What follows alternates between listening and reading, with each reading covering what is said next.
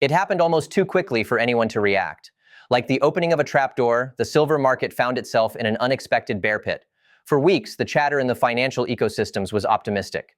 Easy money was the phrase of the day, whispered around trading desks, reiterated endlessly by market pundits.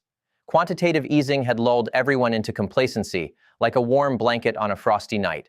But then came the jolt, a nomination wired to shake the foundations of these expectations. Kevin Warsh, a name seemingly out of left field, yet a figure whose shadow loomed large over the economic arena. The markets were primed for dovish policies. They had bet everything on the Federal Reserve continuing its policy of quantitative easing. In this environment, the silver market, typically a mirror reflecting investor sentiment, found itself caught in a bear trap. Prices, which had climbed on the back of anticipated liquidity, staggered and started to plummet. But Warsh personified a different doctrine, one of restraint and tightening. His potential nomination was a signal that dashed any hopes of continued fiscal largesse. The expectation of easy money vanished overnight, replaced by the cold, stark reality of possible hawkish interventions.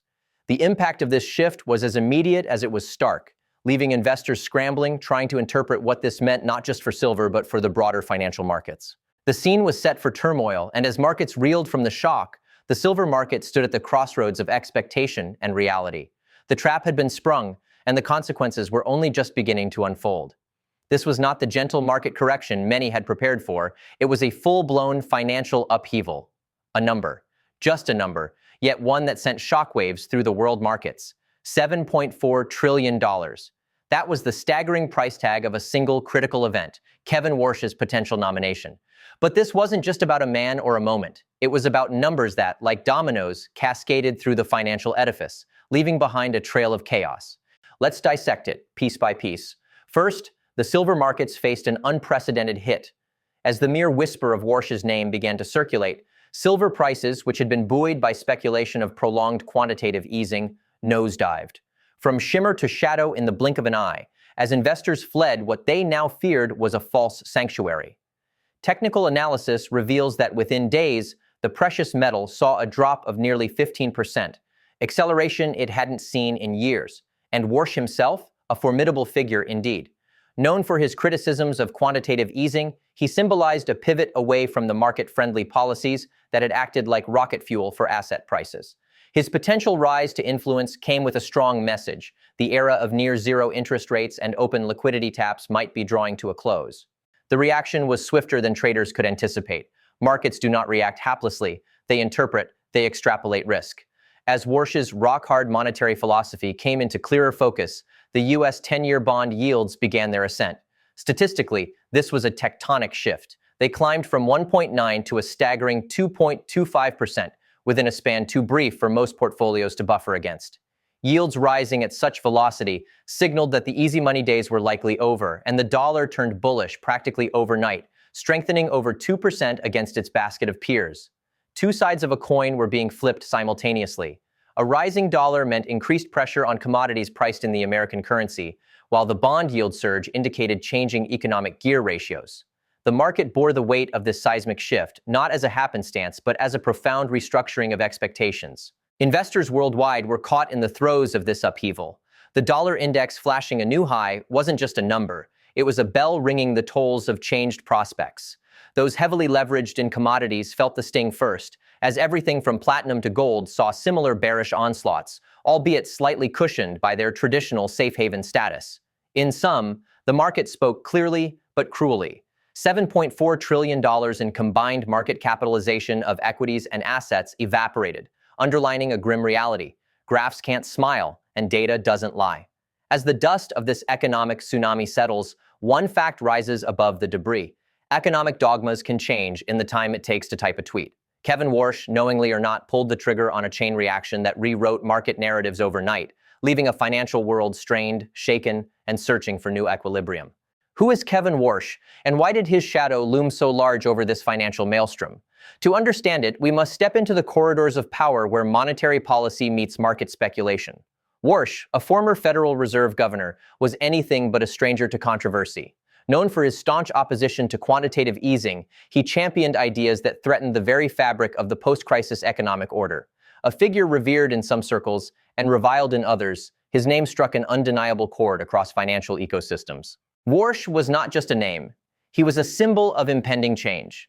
To the market, he represented a pivot towards austerity, a harbinger of tighter monetary policy at a time when the engine of cheap money was still roaring. The enormity of his influence can be traced to his insider grasp on economic levers, relevant not just in American fiscal structures, but reverberating across global markets. Economists and traders alike viewed his bids against expansionary policies as a stance that could deflate bubbly market expectations with stark precision. The nomination of Warsh to lead the Federal Reserve sent market participants into a speculative frenzy. The sharp shift in sentiment didn't merely spring from his potential future decisions, but was tethered to his past critiques. Warsh had been vocally skeptical of the Fed's approach during the prior decade, arguing that excessive accommodation risked breeding financial instability. For investors who had grown accustomed to the comfort of backstopped liquidity, Warsh's notoriously hawkish inclinations signaled seismic strategy realignments. Although not yet at the helm, the concept of Warsh guiding monetary policy orchestrated a dramatic preemptive repositioning in financial portfolios across the globe.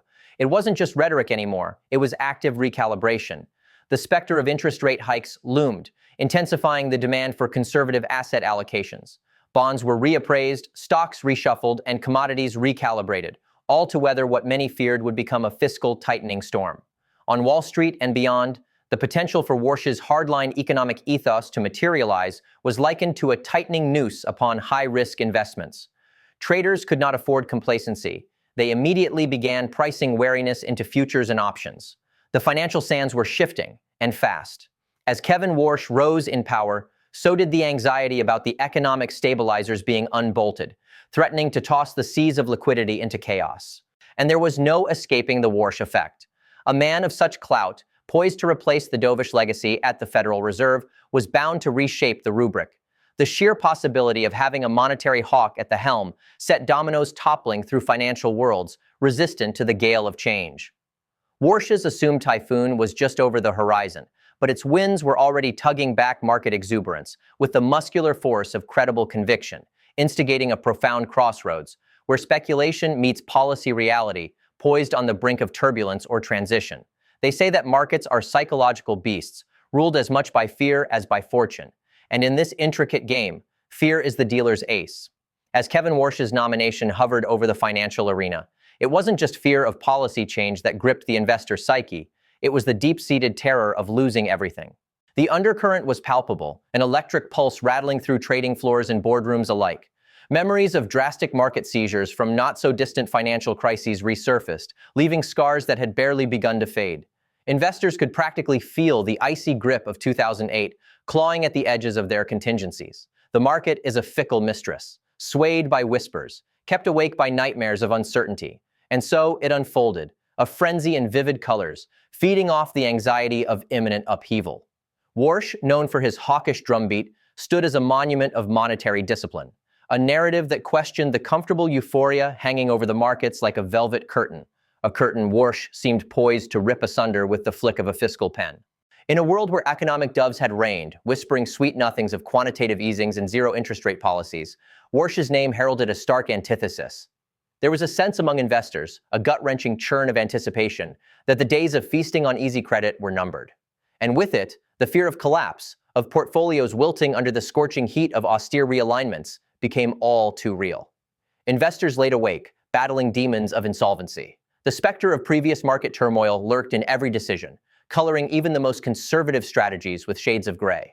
Prospects of cutbacks, liquidity bottlenecks, and volatile spikes haunted trading algorithms, beckoning risk managers to recalibrate their bets. Warsh's nomination was a catalyst. It spun the dial towards austerity, a harbinger of deeper shifts in the market's tectonic plates.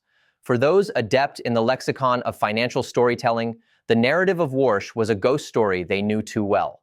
And once again, the corridors of Wall Street hummed with the whispers of impending doom, reverberating through the global echo chamber of equity and debt. The stage was set, the cast comprising nervous financiers and guarded strategists. And as the climactic climax hummed towards them, they found themselves caught, entrapped by a phantom of fear, more potent than any loss they had yet to realize. The gears of this psychological machine whirred relentlessly, chiseling into the annals of market lore the irrevocable truth. Fear itself can be the most powerful market mover of all.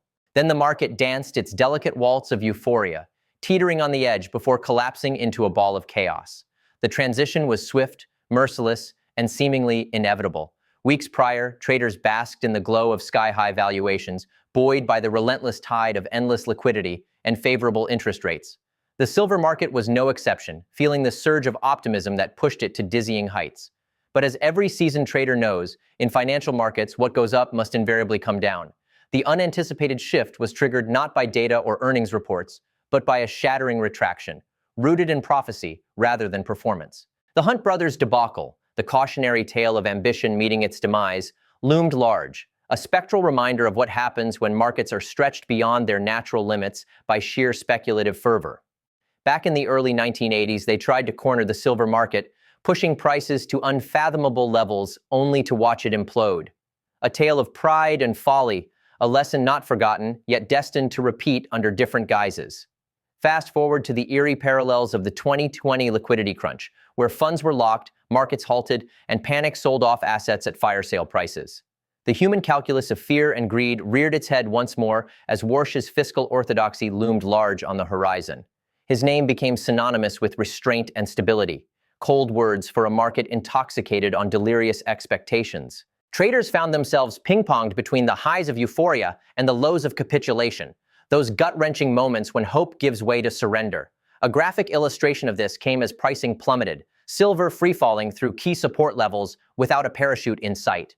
It was as if the market had forgotten its physics, tumbling chaotically like a stone in a puddle, the splash effects echoing across connected commodity sectors. Every rally met with skepticism, every dip mirrored by anxious anticipations. Investors who had chased momentum now sought shelter, fortified only by the remnants of eroded confidence. And with each tick of the clock, Warsh's specter loomed larger, a harbinger of stability perhaps, but casting long shadows of uncertainty over an increasingly jittery market. What was once a relentless climb towards prosperity became instead a lesson in volatility's tutelage. The delicate balance of market sentiment, stretched too soon, found itself upended by the crux of familiar despair. These were the mechanics of the market in raw form, unpredictable, human, yet methodical in their repeated cycles of rise and fall. As volatility spiked, brokers and traders alike found sanctuary in familiarity, their only guideposts being the predictable irrationality of market intricacies. The invisible hand of the market had a penchant for poetic justice and delivered it with precision, replacing every jubilant cheer with a sobering clink of reality. Markets had, after all, returned to their primal roots, a game of survival where only those with the foresight to adopt and adapt emerged unscathed from the cascade. The lesson was stark. In the world of finance, the line between euphoria and capitulation is often as fine as the edge of a razor. The numbers laid it bare, a narrative of decline etched in stark, quantifiable metrics. From summit to nadir, we chart the course of a collapse that rattled the very foundations of trust. The silver market's role as both canary and catalyst in this harrowing descent becomes indisputably clear when we peer into the statistical abyss. Consider the figures. Silver prices dropped a staggering 30% in a matter of days, crossing multiple support lines like a derailed train plows through barriers meant to hold it in check. Each numerical milestone passed marked more than a simple percentage loss. It was a milestone in the journey from confidence to crisis, a psychological dissonance made tangible through rapidly updating charts. On the other side, the dollar index surged like a phoenix rising against the ashes of chaotic speculation, climbing relentlessly as Kevin Warsh's whispers of prudence swept the currency markets. The magic of a strong dollar spelled doom for precious metals, as investors sought refuge in perceived stability over the allure of speculative profits. The U.S. 10-year bond yields provided another puzzle piece, nudging upwards to reflect mounting anticipation of a policy makeover. Market participants couldn't ignore the whispers of impending shifts. With each basis point climb, they were reminded of Warsh's fiscal gravity, an anchor for those drowning in a sea of volatility. Visualize these transformations as seismic ripples across the financial landscape, where yesterday's certainties became today's question marks and mathematical inevitabilities replaced gut-driven gambits. At its heart, the data-driven story served as both a verdict and a mirror, reflecting back the choices of countless actors, the errant steps of traders caught in their own momentum, spiraling towards resolution on spreadsheets and trading floors globally. These numbers, stark and undeniable, portrayed more than an isolated downturn. They echoed the weight of historical precedent, reaching back to an era when markets dictated personal fortunes on a whim. As the pivot from euphoria to capitulation unfolded, It was not just a tale of investment gone awry. It was a narrative of strategy, of the art and science behind market dynamics laid bare by the harsh clarity of numbers. Ultimately, this collapse was not just a series of unfortunate events, but a statistical symphony played out in the frantic pace of modern financial warfare. The next chapter focuses on the intricate dance between two titans of the commodity world, silver and gold. At first glance, one might assume these metals march hand in hand, a synchronized performance through the choppy waters of economic uncertainty. But as we unfold the layers of this market drama, it becomes clear. A chasm exists between them, one that casts silver as the volatile sibling in this precious metal duo, prone to frenetic highs and devastating lows. Silver, with its industrial weight and financial mystique, reveals a beta that shakes markets to their core. It's more than a mere accessory to gold's dominance. It's a volatile powerhouse in its own right. As the drama with Kevin Warsh unfolded, silver's trajectory diverged dramatically from gold. While gold managed to cushion its descent, bruised but far from broken, silver plunged into the abyss, revealing its tendency to amplify market shocks. In this tumultuous play, the differential in performance is more than a footnote. It's a signal flaring across trading screens worldwide. Gold, often a safe haven, maintained its gleam, albeit dulled, as investors leaned on its historical pedigree of endurance. Silver, by contrast, found itself ensnared in a web of speculative excess. The numbers were unambiguous. As silver prices collapsed, gold maintained a semblance of composure, reinforcing the narrative of its enduring stability. The divergence was more than a market anomaly. It was a lesson in precious metal dynamics, a reminder that in times of uncertainty, not all commodities are created equal. Investors caught in the throes of psychological whiplash saw their gambles on silver compounded by the metal's inherent volatility, a characteristic that turned opportunity into peril. This contrast between silver and gold isn't simply market minutia, it's a pulse check on investor sentiment. As fears of a hawkish Federal Reserve ignited, the real divergence became visible. Silver's dip highlighted its susceptibility to policy shifts, its fortunes tethered to every tremor in geopolitical whispers and fiscal maneuvers. Meanwhile, gold stood as a testament to resilience, drawing those weary of the chaos into its embrace. In comparing these two, the broader impact becomes clear. The chaos in silver reverberated beyond its immediate sphere, sending ripples through the platinum and palladium markets as investors reevaluated risk and repositioned portfolios. It was a period defined by flight over fight, strategy over speculation. The echoes of this tumult served as a powerful reminder. In the intricate ballet of commodities, prudence often outperforms passion. Ultimately, this chapter of silver versus gold reveals more than complementary roles. It underscores the distinctive traits that differentiate and define each metal in times of crisis. From beta to stability, excess to endurance, the story of these metals in a market storm is a profound exploration of strategy, psychology, and survival in a world where fortune favors the forewarned. It was January 30th, a day that will forever be etched in the annals of financial history, a microcosm of the chaos unfolding within silver markets. The trading floor was a battleground from the moment the opening bell clanged, echoing stark reminders of the day's significance. As the doors opened, the air was thick with anticipation and fear, an inevitable crescendo building to a financial whirlwind. On that fateful day, the market was struck by a series of shocks, hitting traders and algorithms alike, sending a chill through the very core of trading strategies. The timeline was relentless, each tick of the exchange introducing new hurdles in a landscape rapidly losing its semblance of order. Liquidity, once the bedrock of stability, was nowhere to be found, a mirage quickly dissipating in the fevered heat of panic selling. As trading began, market participants were already inflamed by whispers of a hawkish pivot. Kevin Warsh's nomination sent pulses racing through the trading desks, a lightning rod for volatility. Each minute ticked by weighted with decisions that would shape the financial landscape, and the market's response was nothing short of cataclysmic. Bid and ask spreads widened, gaping chasms reflecting the churning uncertainty and mistrust proliferating among traders and investors alike. In stark contrast to the routine operations of a typical day, January 30th laid bare the structural fragilities in full display. Flash crashes, previously considered isolated anomalies, proved marketers wrong as cascading sell-offs fueled by margin calls echoed through exchanges around the globe. Automated systems, often touted as the watchguards of market integrity, found themselves in overdrive, attempting to salvage coherence amidst an all-consuming storm. The sheer complexity of events on this day exposed, with brutal clarity, the vulnerabilities inherent in a market that prides itself on liquidity and trust. Order books emptied faster than usual, bookkeepers becoming reluctant participants in a drama without intermission. The day progressed as a testament to how quickly optimism can unravel into hysteria, each tick of the price chart a reminder of the frenzied reality gripping the silver market. As investors absorbed the unfolding chaos, strategies were tested against the unforgiving backdrop of systemic shockwaves. Silver, the shiny white metal, seen but a day before as a lucrative proposition, now stood disrobed of its allure, offering only the cold comfort of dramatic volatility to its holders. The juxtaposition was palpable. Where January 30th illuminated the fragility of speculative bets, it also underscored a cardinal rule oft forgotten in frothy markets: the peril of operating without a safety net. For those caught on the wrong side of trades, it was a searing reminder. High stakes demand not just awareness, but preparedness, a discipline beyond mere anticipation. In the end, January 30th was not merely another date on the calendar, it was an event, a crucible for testing the mettle of market wisdom against the raw power of unforeseen events. This day, marked by calls unanswered, orders unfulfilled, and margins unmet, calls for introspection and adaptation within the uncertain symphony of market dynamics. Bring forth lessons drawn in the heat of crisis, and the path forward depends on heeding these insights.